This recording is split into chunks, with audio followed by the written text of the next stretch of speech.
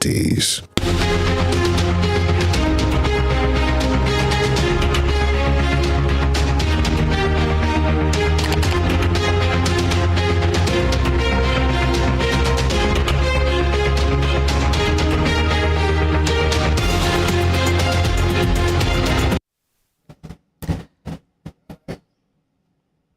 Good evening and welcome to Spring Global on Western Spring Television. Now the headlines.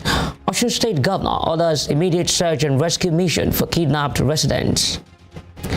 At least 26 people killed during attack at military base in Somalia.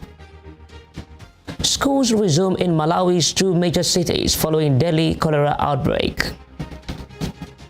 My name is Okoyemioni. We begin from Osun State, where Governor Senator Ademola Adeleke has directed an immediate search and rescue mission for 4 members of Baptist Church who were recently kidnapped in the state. Kidnappers had earlier abducted 2 persons sent to deliver ransom to secure the freedom of 2 farmers who were kidnapped last week Wednesday in Okeosun area in Ileogbo, Osun State. The 2 farmers, identified as Samuel Oladotun and Fashola Tobiloba, were abducted last Wednesday while returning from their farms. In a statement today by spokesperson Malam Olawale Rashid, Governor Adeleke directed the State Commissioner of Police and other security agencies to take up the matter and ensure safe return of the victims. He said the Commissioner of Police has consequently activated local and interstate operations to locate and rescue the victims. Governor Adeleke further reassured families of the victims that no stone will be left unturned to rescue their loved ones in captivity. Earlier, father-in-law to one of the victims, Dr. Samuel Itayo, said kidnappers abducted 2 persons sent to deliver ransom to secure the freedom of the 2 farmers who were kidnapped last Wednesday in Okeosun area in Ileogbo, Osun State. The 2 farmers, identified as Samuel Oladotun and Fashola Tobiloba, were abducted last Wednesday while returning from their farms. Following their kidnap, it was gathered that their captors demanded a ransom of 50 million naira, but the family members bargained for a reduction of 6 million naira with an instruction to bring the money to Kwara State. However, while speaking with Western Spring Television News today, Dr. Itayo said the kidnappers yesterday abducted 2 out of the 3 people sent to deliver the 6 million naira ransom. He said the gunmen have now demanded an additional 24 million naira to release all the 4 victims in their den. Dr. Itayo, who noted that the police have not made concrete efforts to secure the release of the victims, called on both the government and security agencies to come to the family's rescue. It came to us yesterday as a shock, because yesterday we were expecting that our children will be released after the payment of the ransom. But to our amazement, after collecting the ransom, one of them called that their money remains 24 million naira. That unless we pay that, they will not release the 2 they have kidnapped before and the 2 they also detained yesterday. Initially, they requested for $200 million. Later on, they came down to 50 million. So it was from 50 million that we negotiated to reach 6 million naira. When we were going to deliver the ransom, we didn't carry the police along because we were afraid of whatever can be the result if the police will have to engage them, because we are not sure if the lives of our children will be saved through that means. They have not. But maybe after leaving this place, we still need to get the police informed again. Presently, we are helpless. We are perplexed.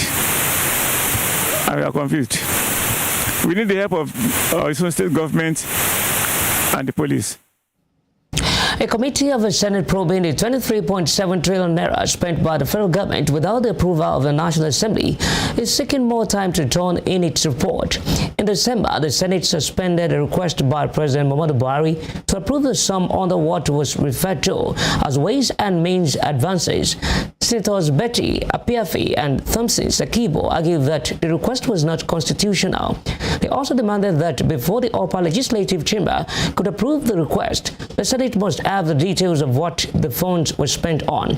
While speaking on the floor of the Senate today, Senate leader Ibrahim Gobir said he could not present the report of his committee because the information requested from Minister of Finance Zainab Ahmed and Governor of the Central Bank of Nigeria Godwin Emefiele was not available.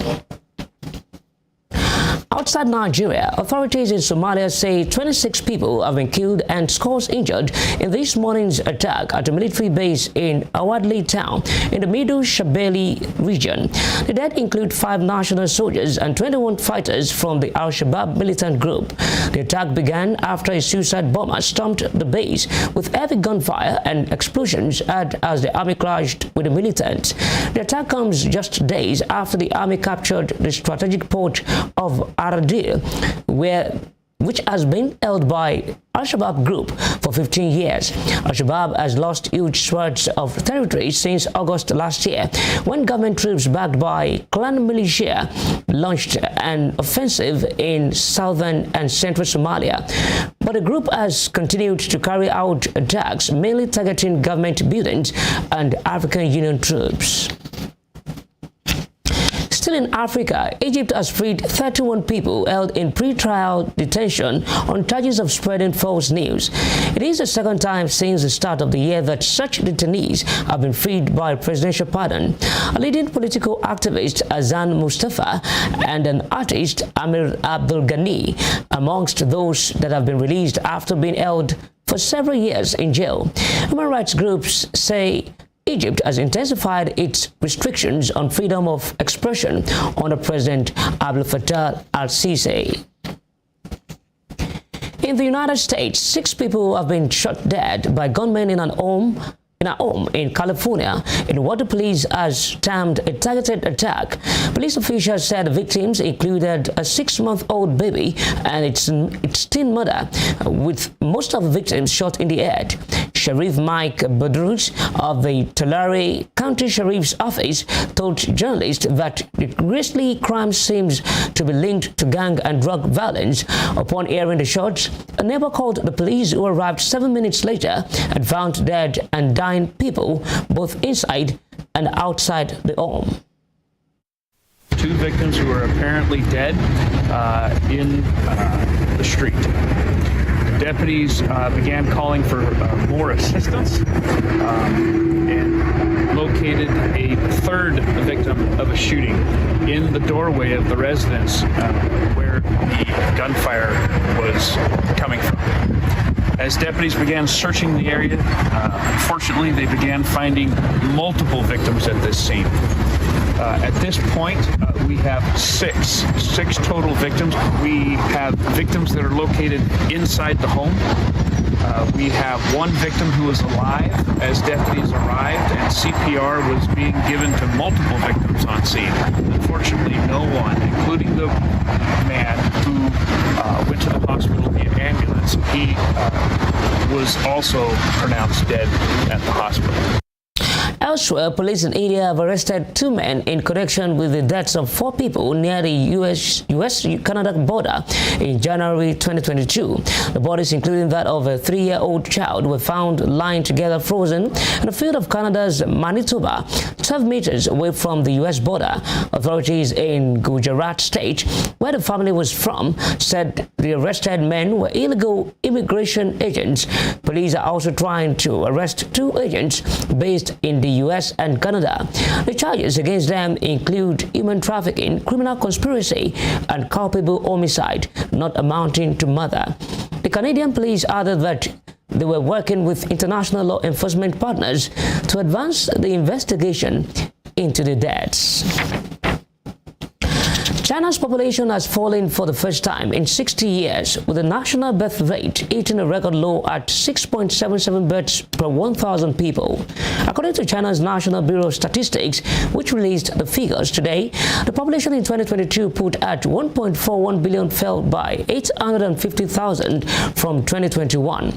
China's birth rate has been declining for years, prompting policies to slow the trend. But 7 years after, After scrapping the one-child policy, it has entered what one official described as an era of negative population growth. The birth rate in 2022 was also down from 7.52% in 2021.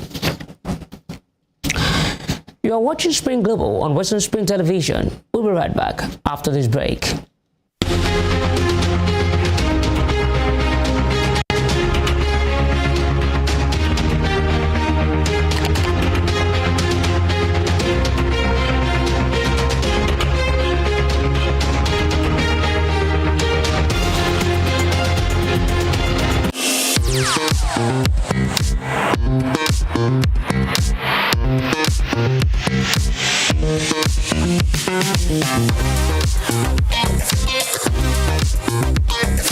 Turn it up! It's the Wild Wild West, and Western Spring Television is pulling out all the stops to make sure that you don't miss out on every of the fun and happenings around you.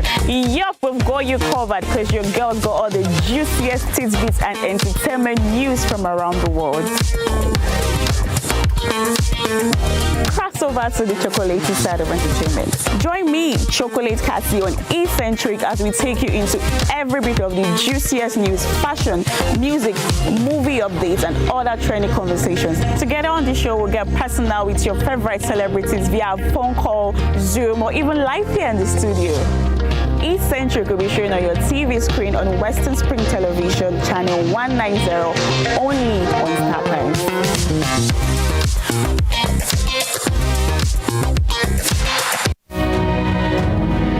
According to the words of Michael Forbes, one who never asks questions either knows everything and nothing. Watch me as I ask the questions you think no one wants to answer. Even questions it appears no one has got the guts to ask. My name is Femi Adifula and I've got the gut. Let's ask the pertinent questions and watch as we get answers.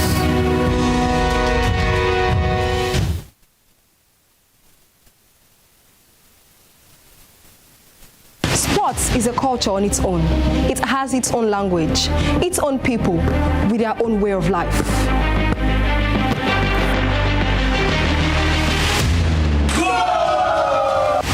The world of sports is never void of actions, stories, dramas, and scandals. I guess you need a sports show that can walk the walk and talk the talk. On this show, we answer all your sporting questions. The whens, the whys, the wheres, and even the what ifs. Sports Spring is that show that will give you that new lease of life you've been looking for in sport journalism. Join me, Joseph Atewe, And your sports Amazon, Nengi Ernest. on this station, Western Spring Television, channel 190, only on Star Times. Let's talk sports. Let's speak the most universal language of the world.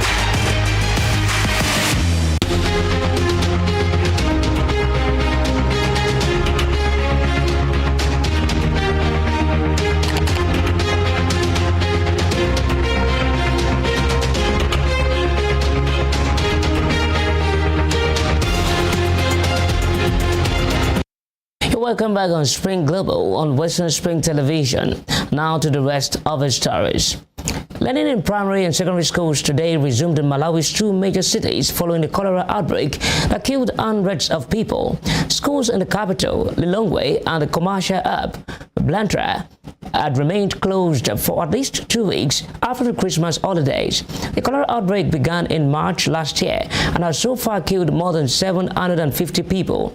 Infections are still high in Lilongwe and Blantyre. Health Minister Kubinze Chiponda said schools now have access to safe water and improved sanitation facilities, which will go a long way in reducing infections reported in schools.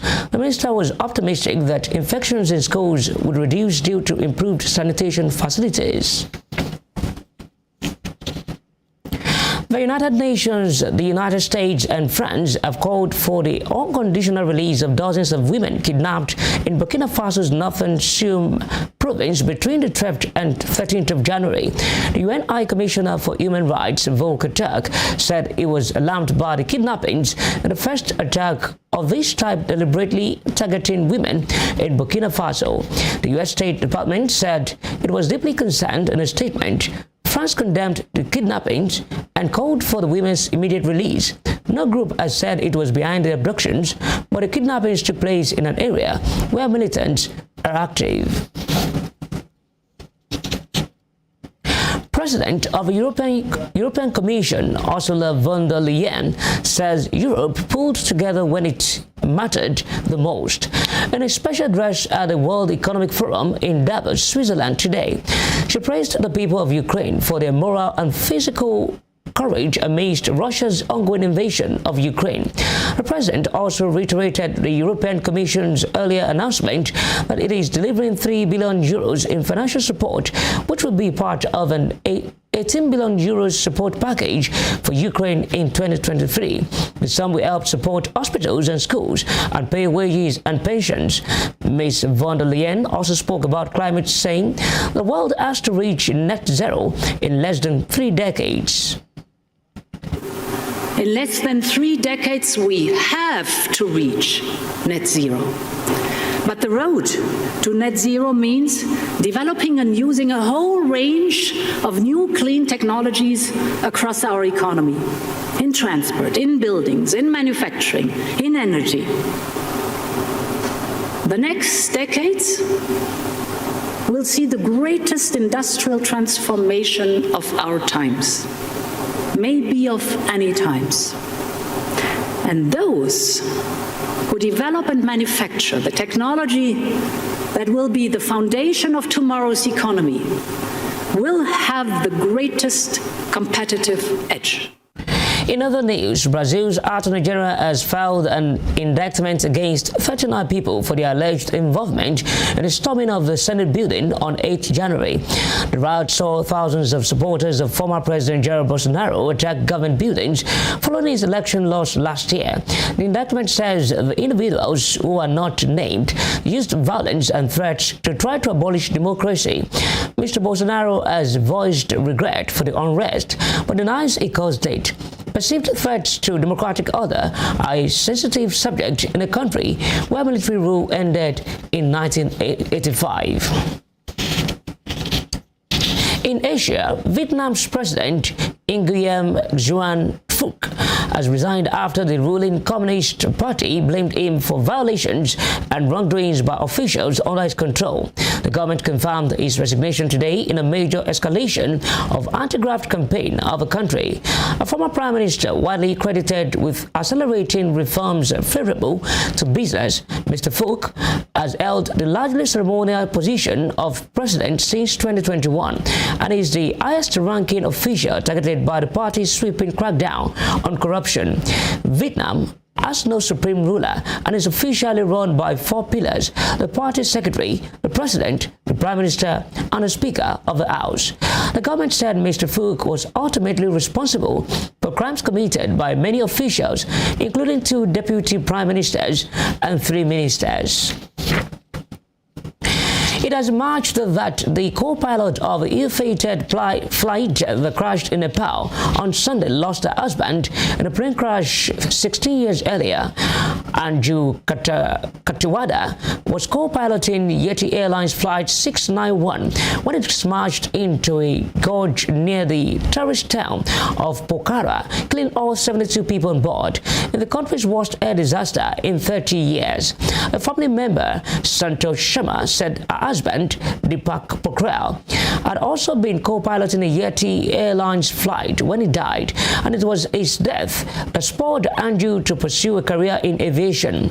Distraught at a loss and alone with their young child, Anju's grief became more motivating force. A trailblazer, Anju was one of the just 6 women employed by the airline as pilots and had flown close to 6,400 hours. Meanwhile, Nepal says it has found all but 1 missing person following the Delhi plane crash. In In business, a new report released by International Confederation Against Poverty, Oxfam, says the 3 richest men in Nigeria have more wealth than 83 million citizens. Oxfam released the Global Inequality Report at the start of the annual World Economic Forum meeting in Davos, Switzerland. In the document entitled Survival of the Richest, the international non-governmental organization said the wealth of Nigerian billionaires has grown by a third since the start of COVID-19 pandemic without a corresponding increase in health budgets.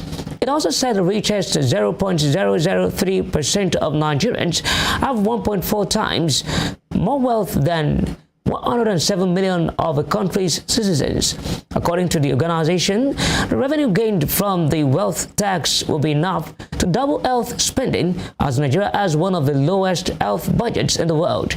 Commenting on the report, Country Director Oxfam International Vincent Ahonsi said super rich Nigerians are not paying their taxes. And out of sports, Liverpool manager Jurgen Klopp has said he will not leave the club unless he's forced to, and hinted at changes at Anfield during the summer. The German's comments come amidst a run of poor form for the Reds, who are 9th in the Premier League and 10 points off a top 4 spot. Klopp also reiterated that it is unlikely any more signings will follow Netherlands forward Cody Gakpo in January, while midfield trio James Milner, Naby Keita and Alex Oxlade-Chamberlain will be out of contract in the summer, along with forward Roberto Firmino. You have to play now better football. I cannot play now and say, okay, there's a problem, these are the problems, but next season we don't have them anymore. But that's really long. I see you another 40, 50 times until then and have to answer the question. Imagine that. We speak always about, I'm really sorry about that. So, and have to speak about this kind of football. Nobody wants to have that. You wouldn't come probably anymore after a while. And our people deserve better, and we will. The thing is now, I cannot promise we will fly tomorrow. But what I want to promise, we really fight and everybody can see it. Because we fought at Brighton as well, we just couldn't see it. Because we were not close enough for the key battles. I understand that 100%. I'm not angry. I was angry after the game with me. To tennis, second seed Ons Jabeur overcame a second set wobble to beat Tamara Zidansek and reached the second round of the Australian Open. Tunisia's Jabeur caught a frustrated figure in a 7-6, 4-6, 6-1 victory over the Slovenian. Jabeur is bidding for her first Grand Slam title after being runner-up at Wimbledon and the US Open last year. There were also wins for Caroline Garcia, Aryna Sabalenka and Karolina Pliskova on the second day of play. Jabeur has never gone beyond the quarterfinals in Melbourne, but is amongst the favorites for the title after a strong Grand Slam showing last year. It's a long match late into the night, the recovery now. What does that look like? Is the ice bath now a part of the recovery? Ice bath, and I'm gonna make my husband work tonight to have a lot of massage and good recovery. Massage, guys, massage.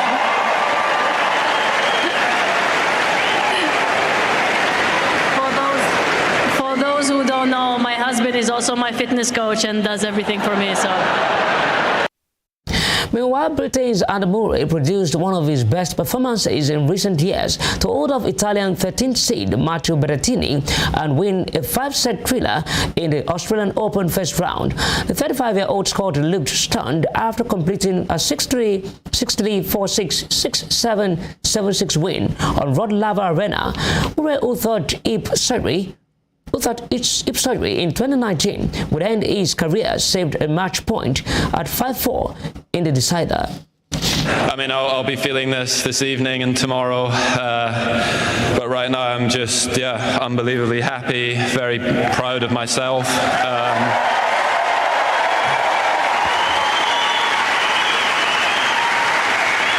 Put a lot of work into the last few months with my team who are here,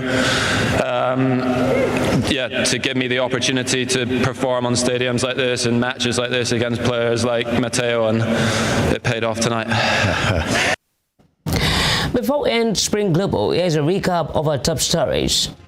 Osun State Governor Senator Ademola Adeleke has directed an immediate search and rescue mission for 4 members of Baptist Church who were recently kidnapped in the state. Authorities in Somalia say 26 people have been killed and scores injured in this morning's attack at a military base in Awadli town in the Middle Shabelle region. Learning in primary and secondary schools today resumed in Malawi's 2 major cities following the cholera outbreak that killed hundreds of people. You can follow us on our social media handles on Facebook, Instagram, and Twitter at Western Spring Television. You can also watch us live on our YouTube channel at Western Spring Television. I am Okoye Muni. Thanks for watching.